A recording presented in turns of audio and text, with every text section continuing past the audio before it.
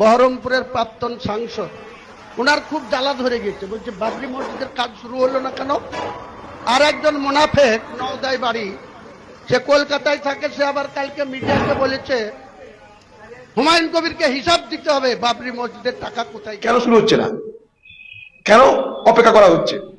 কেউ কি বাধা দিচ্ছে বাবরি মসজিদ নির্মাণে? কোন সরকার কি বাধা দিয়েছে?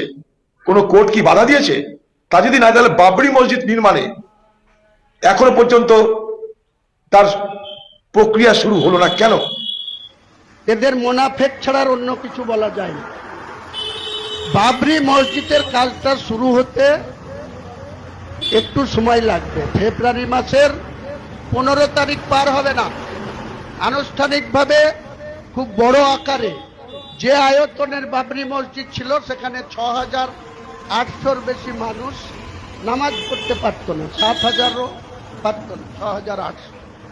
যে বাবরি মসজিদটা হবে 25,000 মানুষ সেখানে নামাজ পড়তে পারবে।